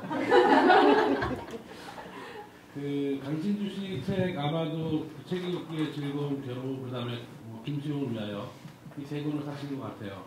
세 권 다 훌륭한 책이에요. 그 훌륭한 책이지만 자기한테 안 맞는 책은 안 보면 돼요. 그게 또 독자의 특권이니까. 글 쓰는 사람은 자기 글이 읽히도록 쓰고 싶지만 그게 다 맞지는 않거든요. 욕하고 찢어버리고 아닌 것도 상관없어요. 강신주 씨가 요즘은 가장 대세예요. 인문학이라는 거 하는 것은 가장 대세인데 대세 수 있는 이유는 강신주의 철학이 젊은이들의 철학을 대변하고 하기 때문이에요. 그때 그 젊은이는 어떤 젊은이냐면은 실현당한 젊은이, 직업 없는 젊은이, 부모님 때문에 고통당하는 젊은이, 어쨌든 짜증나는 젊은이, 뭐 이런 어찌 보면은 그 가로 바깥에 있는 사람들의 이야기를 당당하게 대변해주면서 그들한테 너 괜찮아, 그렇게 사는 게 맞아, 이렇게 얘기해주는 위로가 많은 사람들에게 큰 위안이 된다고 생각해요. 그런 의미에서 이제 강신주 철학은 나이와 상관없이 굉장히 젊은이들을 타겟으로 해서 잘 팔리고 잘 들리게 만드는 그 힘이 있다. 그 다음에 그 정도의 내용이 없다면 한두 번 하면 끝나겠지만 강신주는 내용이 없는 사람이 아니거든요. 내용이 아주 센 사람이에요. 공부를 꽤 많이 했고 굉장히 큰 내공을 가지고 있는 사람이기 때문에 앞으로 10년 동안 노려보는데 별 문제 없을 거다 라는 생각을 저는 해요. 그리고 그가 쓰는 언어가 극단적인 것은 젊은이들의 언어를 차용하기 때문에 극단적일 수밖에 없다고 생각하고, 특히 이제 강신주 씨가 장자 철학을 전공했는데 장자 철학을 전공하면서 노자하고 대립각을 세웠거든요. 근데 노자하고 장자는 원래 그 한 흐름으로 역사 내내 한 흐름으로 규명을 하거든요. 노자의 계승자인 장자 이런 식으로. 그런데 강신주 씨는 노자하고 장자를 완전히 대립각을 세워서 노자하고 장자는 하늘과 땅 차이다. 같은 흐름으로 볼 수 없다. 굉장히 과격한 주장이죠. 그리고 이제 스스로 자임하기를 이게 우주에서 처음 일어난 일일 거다. 이렇게 말하는데 그런 건 아니에요. 그 이전에도 그렇게 말하는 사람도 많았어요.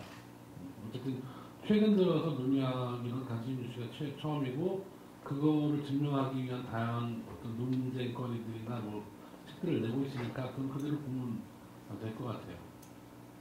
재밌잖아요. 일단 누군가 싸우는 거 보는 거 너무 재밌어. 불구경 보고 싸움 구경 보고 이런 거 재밌으니까 그쪽에서 즐겁게 싸우고 즐겁게 놀면 그거 구경하는 거 되게 좋을 것 같아요. 너무 부담 갖지 마시고 친해질 것도 아니면서 뭘. 예. 그다음에 말씀하세요. 그다음에 제 철학을 그냥 한마디로 뭐 자신 낳지 말자 뭐 이런 것처럼 말을 하라고 했는데 저는 인문학 이 처음 만난 동양 고전에서 처음 서문을 맨 마지막에 쓰는 건 아시죠? 뭐 책을 열며 이런 건 항상 제일 마지막에 쓰거든요. 그 서문에 좀 써놓은 건데 저는 철학은 어떤 하나의 하나의 주장, 주의 주장을 관철시키는 것은 바람직하지 않다고 생각해요. 대신 그 사람이 뭘 주장하는지 정확히 알아야겠지만 사실은 인문학이라고 하는 거의 가장 큰 핵심은 결을 만질 수 있는 능력, 상대방의 결을 만질 수 있는 능력을 획득하는 것. 사회결이건 숨결이건 어쨌든 뭐 마음결이건 그 결을 만질 수 있는 능력까지 우리가 가질 수 있는 것. 우리는 쑥쑥이라고 하는 개의 결을 만들면서 개하고 우주를 논했잖아요. 만약에 된다면 책상하고도 우주를 논할 수 있거든요. 그리고 나무 결이 이건 무늬만 나오지만 어쨌든. 그래서 인문학은 사실은 내가 경험해보지 못했던 사람들의 결을 만들어내는 힘. 그게 전 인문학이 다라고 생각하고 저는 무슨 제 철학을 세워가지고 대철학자가 되겠다는 꿈도 없고요. 제 주변 사람하고 즐겁게 춤을 추다가 그대로 멈춰라. 거기까지만 하고 싶어요. 즐겁게 춤을 추다가 죽을 날 되면 딱 멈추면 깔끔하게 끝나는 인생 좋을 것 같고 저는 그 무엇보다도 슬픈 일 말고 즐거운 일을 찾아서 그 일을 하는 것. 즐거운 일을 찾아서 그 일을 해라. 즐거운 일만 찾게도 시간을 모자라니까 그 일을 하는 것. 그래서 상대방에게도 최대한 즐거운 일을 함께 모색하는 것. 그것이 인생에서 제일 중요한 거라고 생각해요. 철학이라면 그게 철학입니다. 네. 갈수록 더 좋은 말씀들 많이. 최종준 선생님 한 말씀 하셔야 될 것 같은데요. 그렇게 공격받고 한 말씀 하시는 것 같아요. 무슨 공격이야 그게. 누구도 한 말씀만 더 듣겠습니다. 없을까요? 두 분 중에 한 분이 아무나 답변하셔도 되고 저도 이렇게 살다 보면 즐거운 일만 찾아 살고 싶은데 노동이라는 먹고 사는 일도 그렇고 공동체 일하는 것들도 저도 무유자연이나 상선약수 같은 말이 참 좋은 말이라고 생각하는데 이 세상에 과연 그 원론적으로 그걸 접목해서 그렇게 살아갈 수 있는 사람이 있을까? 이 복잡 다단한 사회에서. 그리고 어떤 일 하나를 수행하는 것에 있어서 자연스럽게 무리 없이 되는 일이 무엇이 있을까라는 생각을 해보면 이것 또한 어떤 보조적인 언어들이 아닌가라는 생각이 들 때가 많아요, 살면서.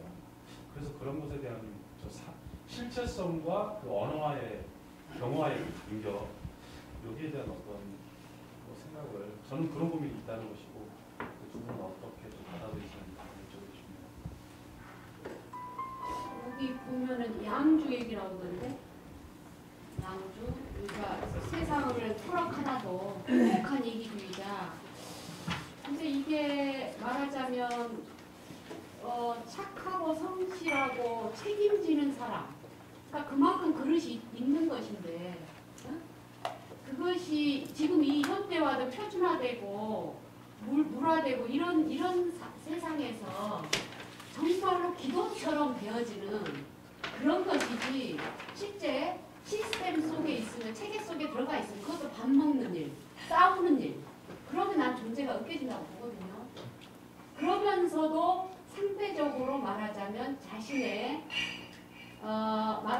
어떤 그 객관적인 일과 주관적인 어떤 마음의 풍경이 분리되면 그건 이미 불행한 것이고 말하자면 미친 거죠, 그죠?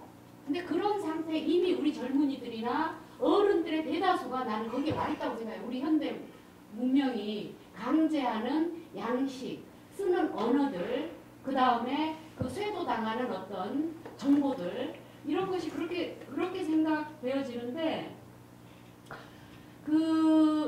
그런 게 상선약수라든가 이렇게 조화롭게 산다는 거, 이런 어떤 자연스럽게 자신의 욕망에 충실한다는 거는 말하자면 어떤 자본주의에 오히려 거꾸로 말하자면 어떤 그 욕망의 그 자본주의가 강제한 수많은 세계가 강제하는 이렇게 되라 저렇게 되라 이 표준은 이거다 저거다라고 하는 그 열차로부터 뛰어내리는, 그러니까 사실 경윤씨 말로는 그거는 자본주의 욕망에 휘둘리는 이기주의와는 아무런 관련이 없다라고 얘기하면서 양주를 옹호해요. 그러니까 저조차도 아까 운동환 시인이 얘기하는, 제가 5년 동안 끊임없이 내가 이렇게 행복해도 돼? 예를 들어 생복실험실, 그렇다고 제가 완전히 행복했겠어요? 저도 노가다 많이 하고 끊임없이 이런 것들, 그러니까 사실은 숨어도 숨을 수가 없어요. 지금의 세계에서는. 나는 그것을 전제해야 된다고 봐요. 지금 아이들이, 내 자식이 지금 세상으로 나가지 못하고 프롤레타리아조차도 되지 못하는 사회인데 뭐가 돼야 비정규직도 되지 못하는 다수의 사람들이 그렇게 되는 사회에 이미 들어섰고 앞으로 10년은 더 할 거예요.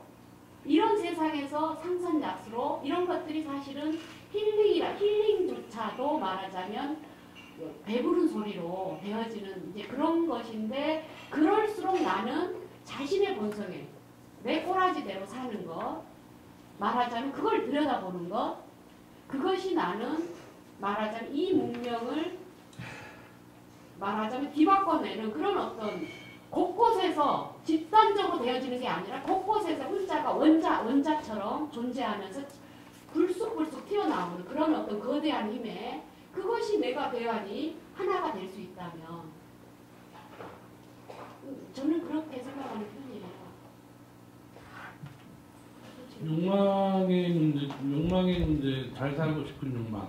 근데 사실은 두 가지만 포기하면 되잖아요. 돈 문제, 돈을 벌겠다는 욕망을 포기하면 되는 거잖아요. 근데 이 말이 얼마나 무책임한 말인지 잘 알잖아요. 그죠? 그러니까 국영수 대신에 의식주를 해결하면 되는 거잖아요. 의식주. 그죠? 저는 욕망은 이성으로 해결할 수 없다고 봐요. 철학이 욕망을 해결할 수 없을 것이다. 욕망은 뭐로 해결하냐면 욕망은 더 큰 욕망으로 해결한다. 그런 거예요. 돈보다 더 큰 것. 철학 자체 욕망인데. 네, 그러니까. 인간이 만든 모든 것은 네네네. 돈이 되고 권력이 되고 욕망이에요. 네, 그렇게 봐야죠. 문화와 마찬가지로.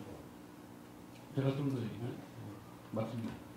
제가 그 얘기 말씀을 드리려고 하는 게, 그러니까 인간의 삶에 숨쉬고 있는 것부터 시작해서 자기가 착하게 살겠다, 뭐 잘 살겠다는 것까지 다 포함해서 욕망으로 다시 다 설명할 수 있거든요.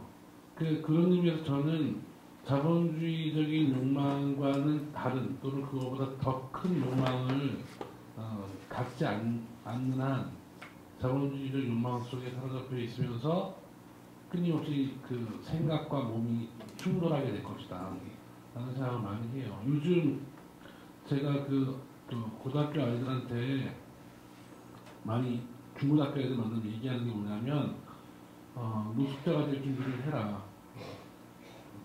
농담이 아니라 진짜로 노숙자가 될 준비를 해라. 존엄한 노숙자가 있을 수 있다.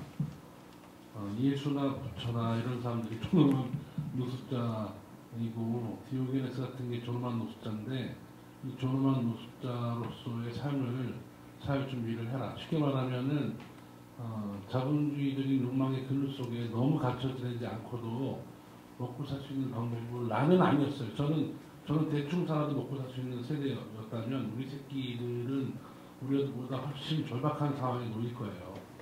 그런 절박한 상황 속에서 가장 비참한 인생을 살 게 분명해요. 저는 우리 애들은 능력이 있기 때문에 그걸 능가해서 잘 살 거라고 상상을 하지 않아요.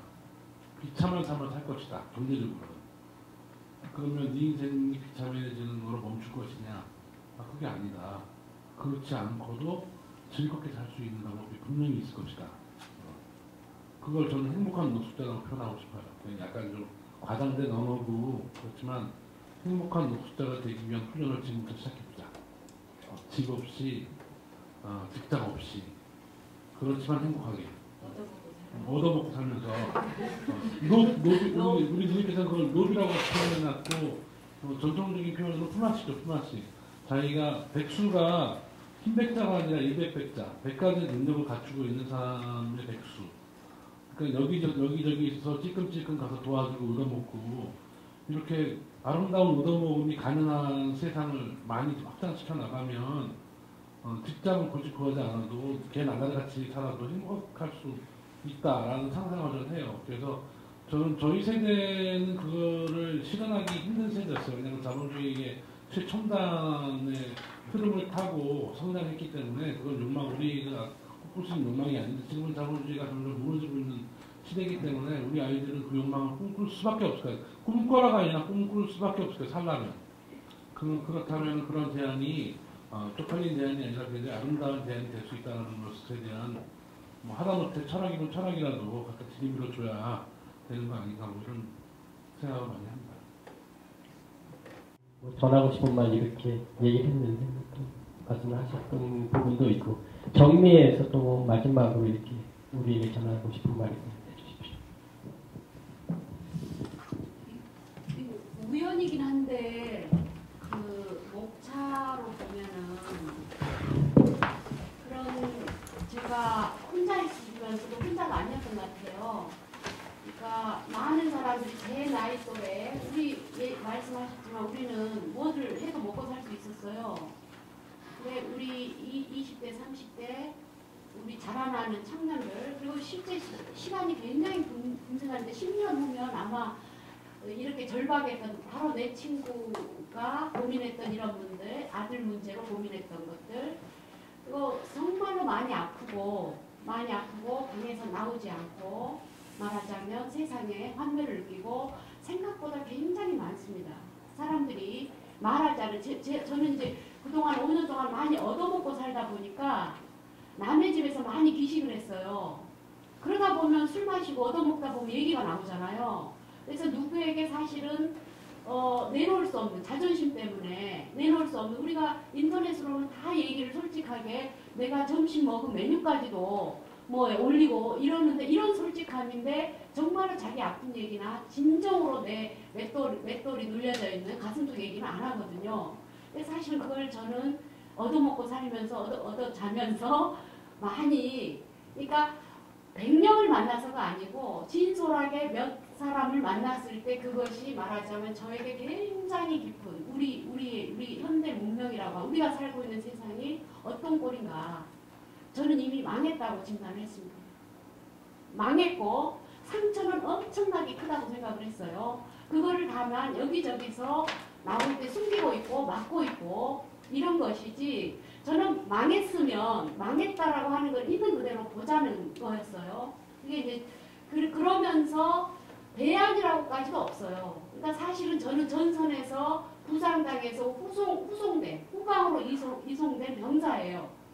화자는 이 글의 화자는 그렇게 저는 봤고 제 주변에 많은 저와 비슷한 고민을 하고 있는 사람들을 후송당해서 병상에서 우리는 전투를 과연 무엇을 위해서 했는가? 정말 싸워야 되는 건 무엇인가? 후방에도 전선이 또 있구나. 이걸 본 거죠. 그러면서 이 큰 제목에서 저는 각자 행복하게 내가 원하는 내 기준으로 행복 실험실을 열자. 지금 당장. 뭘 배우는 것이어도 좋고 그렇게 저는 생각을 하면서 이런 말하자면 저 자신에 대한 이야기인데 그것이 이렇게 만나면서 교직되어지는 말하자면 발언이기도 해요. 제 식으로 과감하게 못하니까 제 얘기를 빌어서 말하자면 도대체 어떻게 살아야 되는가를 얘기를 한 거고요. 그리고 이상함에 대해서 사실은 내가 보니까 우리 딸이 그래요. 엄마가 제일 이상해. 이렇게 얘기를 해요. 그리고 저는 제가 이상하다라고 하는 걸 인정을 했습니다. 정말 100%. 거기에는 세상이 말하는 부정의함, 죄악, 선악구도 모든 것까지도 포함해서 그 이상함이 내 안에 다 들어있었어요. 그리고 그걸 인정했을 때 나는 세상의 모든 사람들을 그 이상함을 정상이냐 비정상이냐라고 이렇게 말하자면 간단하게 정리해버리는, 이 틀거리에 들어오느냐 안 들어오느냐 이런 것으로 말하자면 금급기를 하고 있는 이거에 대한 나름대로 제식에 말하자면 아주 뭐라 그러죠? 소심한 자의 말하자면 언어죠. 내가 만난 사람이 이상했다는 것은 이상한 걸 두려워하지 말자. 이상하게 보여지는 걸 두려워하지 말자. 이런 것이었고, 정말 이상하다라고 하는 것도 해학과 웃음으로 전달하자. 그렇게 수용하지 않으면 계속 우리의 존재는 으깨질 것이고 그나마 있는 에너지도 탕진되고 생산적으로 발휘되지 못할 것이다. 이렇게 생각을 했고, 세 번째는 백수인데요. 백수를 저는 찬양했습니다. 말하자면 흰손의 백수, 부끄러워하는 백수가 아니고요. 이것저것 얻어먹다 보면 이것도 배우게 되고 저것도 배우게 돼요. 공부도 하게 되고요. 한 사람을 진심으로 하룻밤을 만나면 거기에서 모든 걸 배워요. 말하자면 그런 어떤 백수에 대한 것이고, 그 다음에 이 백수 10년 후에는 될 수밖에 없어요. 다 백수가 80~90%가. 그러면은 기본소득제 개념이 아마 나와야 될 거예요. 최소한 살기 위해서. 그래서 제가 말하는 거는 기본소득제가 정부에서 주어지지 않더라도 과감하게 백수가 될 것을 각오하면서 살아야만이 가능하다. 그거를 제가 월 수입 50만 원짜리 백수 입장에서 그렇게 말하자면 소심하게 얘기를 한 겁니다. 그리고 이제 네 번째는 뭐냐면, 이거는 하나의 철학이에요. 제가 보니까 아까 얘기했지만 아무것도 모른다는 것을 진심으로 제가 알 때 세상으로 나가는 그 다음 길이 열린다는 거를, 너무나 간단한 건데 말하자면 우리의 운동이라는 것, 좌파 혹은 진보라고 하는 것이 계속 어깨에 힘을 줘요. 명분이라든가 오름이라든가 이런 것들이 자꾸 줘서 말하자면 내가 몰라도 주장하게 만들었고, 그런 것이 내 안에 많이 있었어요. 근데 사실은 그 옳은 일조차도, 정의조차도 독점되기 쉽다라고 하는 거. 독점되고 무엇인가 상품이 될 수 있고, 치유조차도 상품이 되는데, 그런 것에 대한 통찰입니다. 반성은 아니고요. 여전히 아마 우리가 싸울 때는 끊임없이 또 좌충우돌을 하면서 실수도 할 거예요. 근데 적어도 그것을 내가 받아들였을 때 훨씬 시행착오를 덜 할 것이다라고 생각을 했습니다. 그리고 다섯 번째는 여기에 우리 저기도 있는데, 연애. 진실로 사랑하는 것이 중요하다고 생각했습니다. 제가 깨달은 거. 아마 최정돈 선생님은 애를 안 낳으면 연애도 하지 말라 이럴지, 그러지 않죠? 그건 아니죠? 걔들이 잘 먹어요. 이 승민이가 내가 좀 부러운가 봐. 그거 보면 얻어먹고 얘기 듣다 술 마시다 보면 연애 얘기를 많이 들어요. 가장 세상에 아픈 얘기가 연애 얘기더라고. 젊은이든 어른이든. 그리고 제가 미래를 붙인 거는 사람이에요. 미래가. 결국은 이 세상에서 진정으로 사랑을 하기가 참 어렵구나. 그래서 이 편지는 미래에서 온 편지입니다. 그러나 그것을 현재에 앞당겨서 말하자면 가까이 갈 수는 있겠다. 그죠? 근접할 수는 있겠다. 그래서 근접치에 그런 거를 썼고, 그리고 마지막은 자연스럽게 사는 거, 내가 잘하고 내가 끌리는 대로 사는 거. 시스템 속에서는 어떤 역할을 맡으면 이게 사실은 어려워요. 어렵고, 말하자면 책임이라고 하는 것이 있기 때문에 그것을 억제할 줄도 알아야 돼요. 근데 제가 생각한 중도는 그럼에도 불구하고 대장이 솔직하게 이건 no, 이건 아니야. 이렇게 할수록 말하자면 아랫사람들 혹은 같은 성원들은 훨씬 더 많은 해방이 될 수 있다고 생각을 했어요. 이상입니다.